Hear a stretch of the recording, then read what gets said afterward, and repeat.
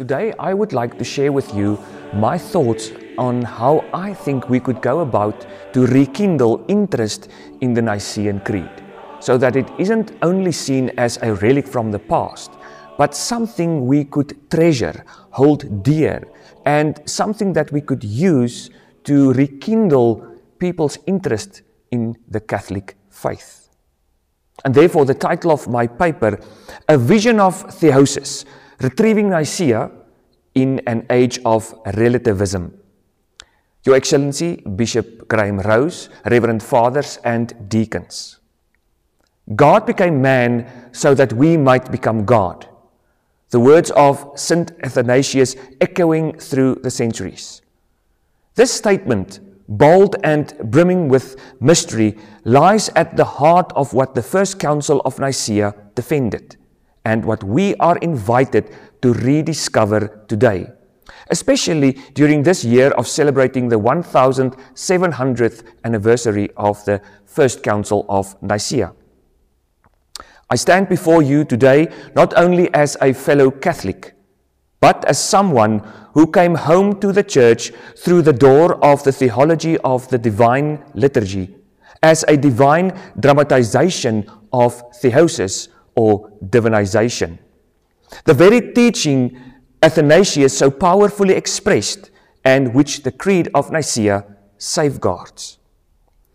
In an age that Pope Benedict XVI so aptly described as governed by the dictatorship of relativism, and in a time when even some Protestant Christians began to claim the Nicene Creed purely as their own, often stripping it of its Catholic content, meaning and sacramental vision, I believe we must, with confidence and joy, reclaim the full theological vision embedded in the Creed. Not merely to defend doctrine, though that is vital, but to rekindle wonder, deepen communion, and recover our identity as those who believe in God and in the Church. In God and in the Church. Just recently, two Protestant Reformed pastors asked me whether we Catholics believe in the Trinity and accept the Nicene Creed or not. Yes, on the one hand, we could argue and say that it spoke of their ignorance. But on the other hand, I could not help but wondering, this nagging feeling I had that maybe, just maybe, we Catholics are allowing non-Catholics to steal away from us that which is rightfully ours. And therefore I would like to suggest we Catholics must recover Nicaea, not simply as a historical moment, but as a living proclamation of the Church's faith. And in doing so, rediscover the Creed as an invitation to theosis, to a divine participation in the life of the Trinity, and to a deeper belief in the Church as the hypostatic body of Christ. So, in this paper, I will do the following. 1. Revisit the context and theological vision of the Council of Nicaea, particularly the meaning of homoousios. 2. Explore the centrality of the Incarnation, the doctrine of theosis, and the Trinitarian economy. 3.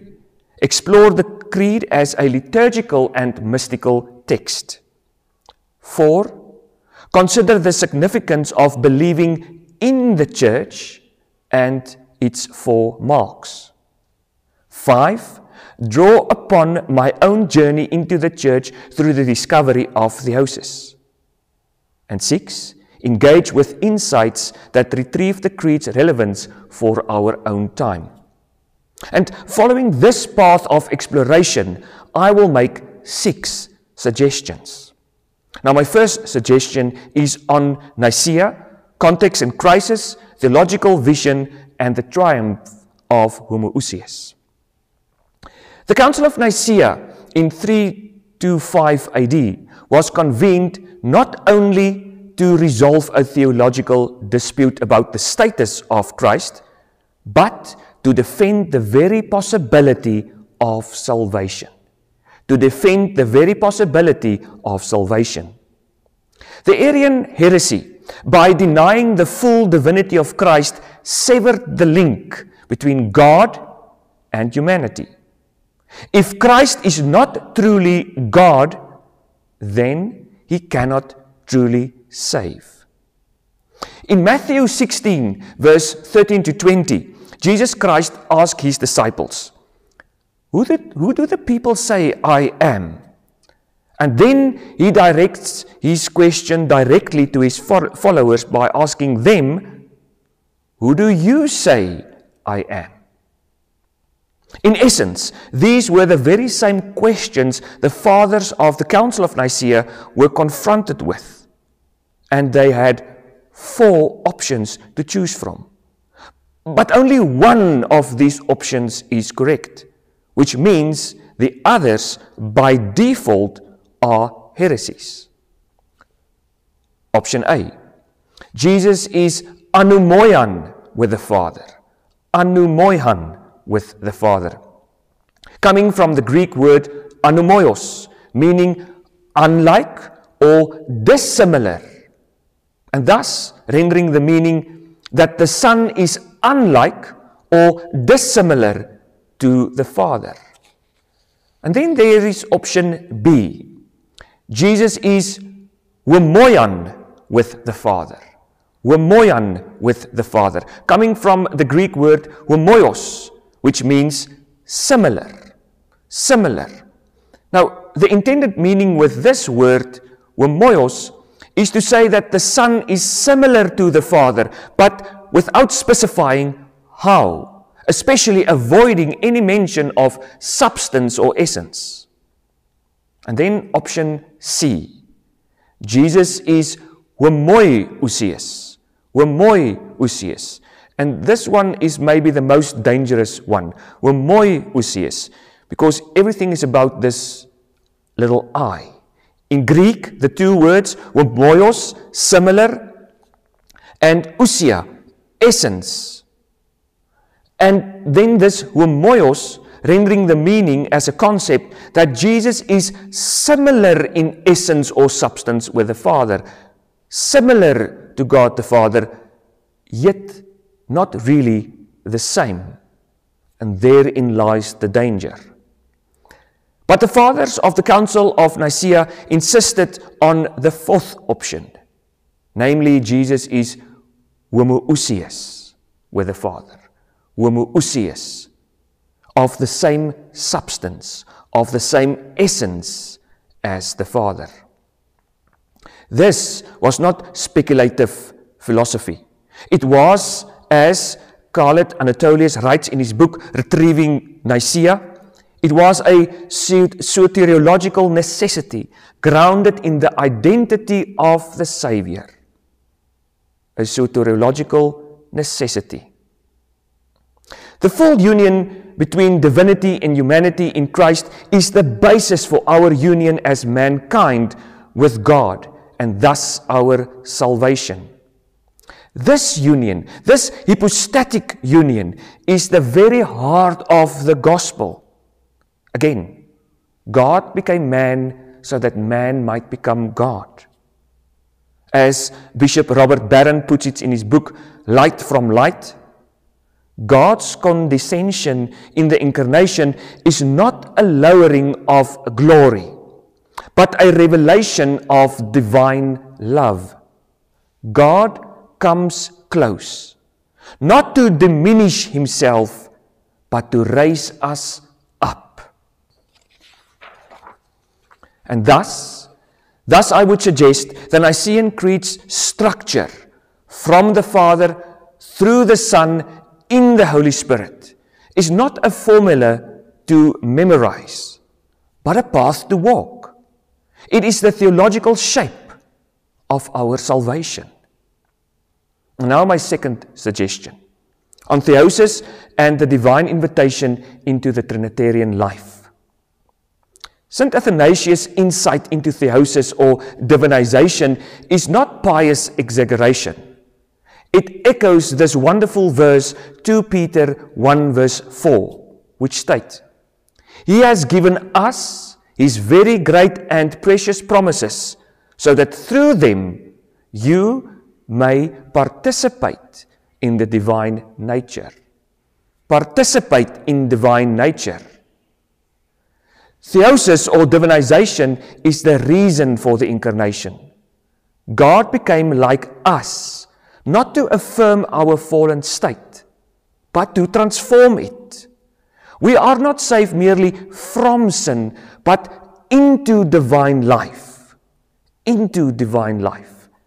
And this important aim or goal of salvation is often overlooked by Protestant Christians.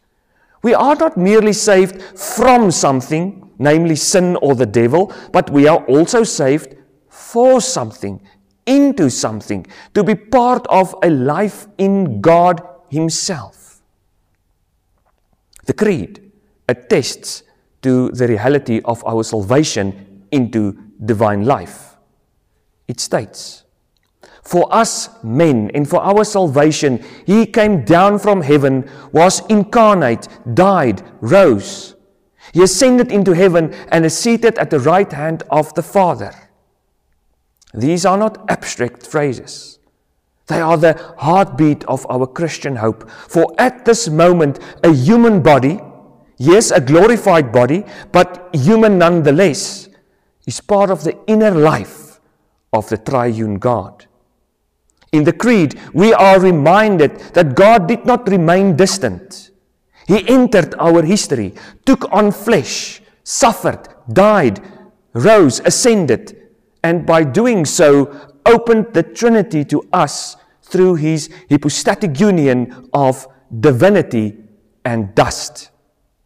Jesus being one person, two natures. Bishop Barron writes in his book, This Trinitarian shape of Christian faith is not optional decoration. It is the content of salvation. The content of salvation. Our destiny is not just moral improvement or intellectual ascent. It is participation in the divine life. Participation in the divine life. From the beginning, mankind's task was to embody God and to be His representatives. As we were made in His image, we are taught in Genesis. We were made to participate in God's own life. But Adam and Eve were egocentric. They wanted to be gods in their own right and on their own terms. And thus they grabbed at what was uniquely God's and is still uniquely God's. And they got hurt in the process, and with them all creation was hurt. But despite this great fall of mankind, God did not forfeit His original plan of sharing His divine life with creation. And so, God saved Noah and his family to embody God's covenantal commitment to share Himself with His creatures.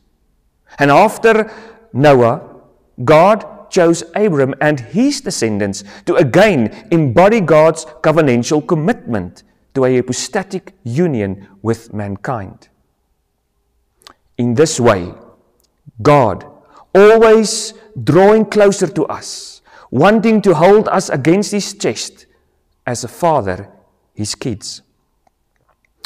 And so when the time was right, for us men and for our salvation, He came down from heaven, was incarnate, died and rose, ascended into heaven, and is seated at the right hand of God the Father. In Christ Jesus, God did for us and gave to us that what were defined to be from the beginning of creation ours. That what was destined to be ours from the beginning of creation, namely to be sons and daughters of God. That is the mystery of the Nicene Creed. God bringing mankind into a hypostatic union with himself. And thus, I would suggest that the Nicene Creed is not only doctrinal, but devotional, an invitation to divine participation. And now my third suggestion. The Nicene Creed is often reduced to a doctrinal checklist, but I will suggest the Creed is also a liturgical and mystical text. Often, the Nicene Creed is also merely seen as a useful guardrail against heresies. And indeed, it is a bastion of orthodoxy. But it is also more. And therefore, I would propose that the Creed is a mystagogical text. A mystagogical text. A proclamation of the mystery into which we were baptized.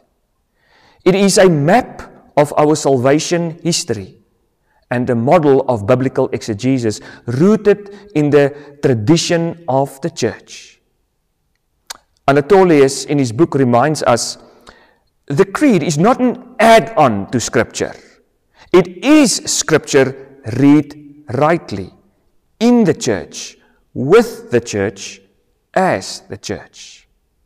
It is precisely in this synthesis of Scripture, tradition, and ecclesial experience that the Creed becomes alive.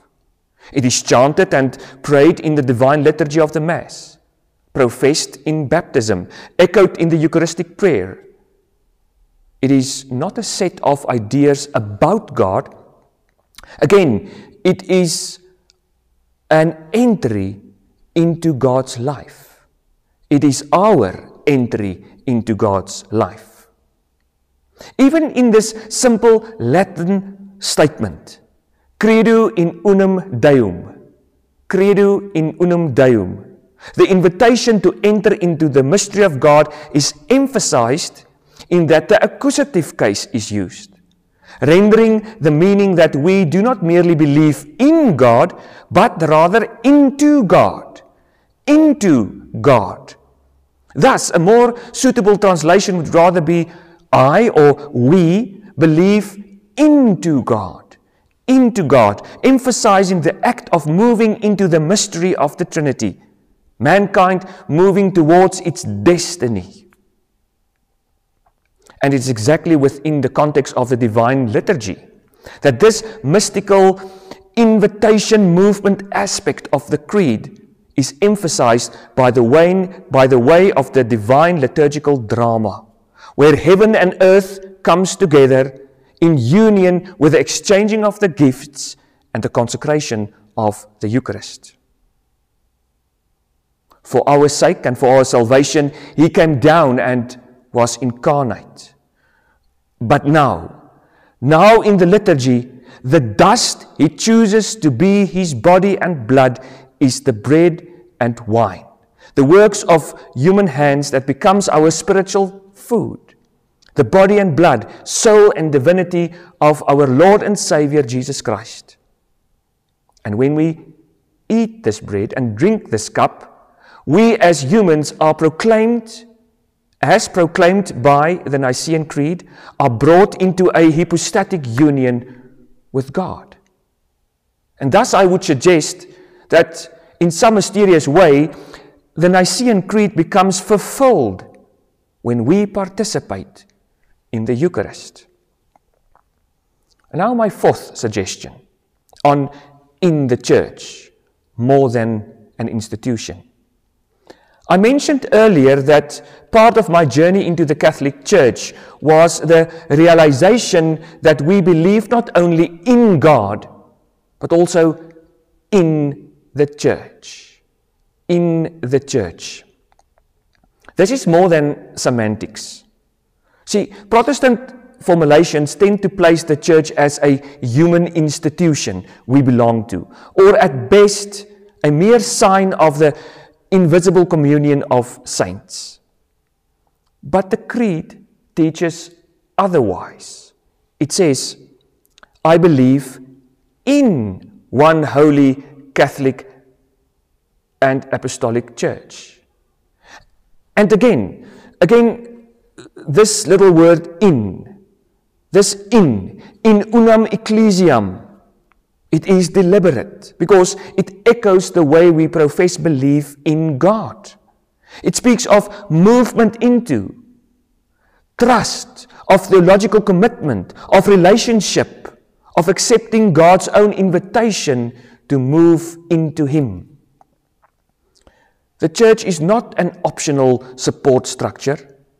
She is, in a real sense, the sacrament of Christ, the hypostatic continuation of the incarnation in history. The sacrament of Christ, the hypostatic continuation of the incarnation in history. She is one because God is one. She is holy because God is holy. She is Catholic because God is the fullness. She is apostolic because God sends. And therefore, I suggest we do not create the church. We receive her and are invited into her as the body of Christ. And as the body of Christ, the church lives with Christ's own life. And now my fifth suggestion. From creed to communion, ecclesiology and the Trinity. We speak often of the 4 marks of the church. But these marks are not accidental properties. They flow from the church's identity. Just as God is one being and 3 persons, one nature and 3 persons, so too the church is one body with many members. This is not a metaphor. It is a metaphysical reality. A metaphysical reality. To affirm homoousios, that the Son is consubstantial with the Father, is to affirm that we, united to Christ, become truly partakers in the divine nature. And the church, united with Christ, becomes in time what He, Jesus, is by nature. To believe in the church is to believe in a mystery, that God draws us not only to Himself individually, but corporately, into one body, animated by one Spirit, worshipping one Lord. And if I might dare to push it even further, I would suggest that similar to God being one being and 3 divine persons, the church as one body of Christ is one body and 4 divine characteristics. 4 divine characteristics. And as the 3 divine persons are not 3 gods but one, similar, the 4 marks or 4 divine characteristics of the church are not 4 churches, but one. The church herself is a hypostatic union between God and man. And thus I would suggest that the Nicene Creed is not merely doctrinal, it is ontological. Ontological. It shows us who God is and who we are in Him. Each one of us are invited by the Creed to a hypostatic union with God, as proclaimed in the theology and our participation of the Holy Eucharist. And now my last suggestion. Reclaiming Nicaea in a time of confusion. In a world that reduces truth to opinion, morality to preference, and religion to mere feeling or a self-serving belief system, the Nicene Creed stands as a radiant contradiction. Relativism may claim that there is no truth, but the Creed declares, I believe, we believe.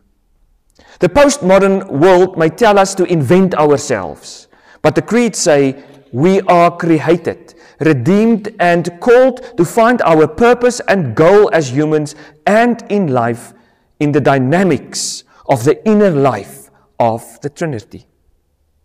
And when even Christians dilute doctrine to sentiment, the Creed reminds us that our faith is incarnational, sacramental, and ecclesial, reflected and dramatized in the divine liturgy of the Mass. And then, this is why I suggest that we as Catholics must reclaim the Nicene Creed, not defensively, but joyfully, not as a tribal badge, but as a theological vision. A theological vision. As Anatolius writes, to retrieve Nicaea is to recover the grammar of salvation. Beautiful. The grammar of salvation. A grammar that binds together Christology, Trinitarian theology, ecclesiology, and anthropology into a single doxological vision. A single doxological vision. My conclusion, the Creed as invitation. Your Excellency, Bishop Rose, Reverend Fathers and Deacons, I would end where I began with this ancient and daring statement. God became man so that we might become God. The Nicene Creed is not a relic, nor is the Nicene Creed a simple doctrinal formula we recite on Sundays. It is a roadmap, a spiritual map. It is a mirror, a mystical ladder, a theological symphony, an invitation to communion with the triune God. In the midst of cultural confusion and ecclesial fragmentation, we must recover Nicaea. Not as a monument, but as a movement. And may I suggest, a movement into the life of God. A movement into the life of God. To reclaim homoousios is to reclaim theosis, divinization. To believe in the church is to enter the divine mystery. To recite the Creed is to reject relativism and embrace communion. And to teach the Creed is to offer our people nothing less than participation in the very life of the Trinity. As Bishop Barron writes in Light from Light, Nicaea is not merely about defending Christ's divinity, it's about opening the door to our deification. Nicaea is not merely about defending Christ's divinity, it is about opening the door to our deification. May we have the courage to walk through that door and to invite others in. I thank you.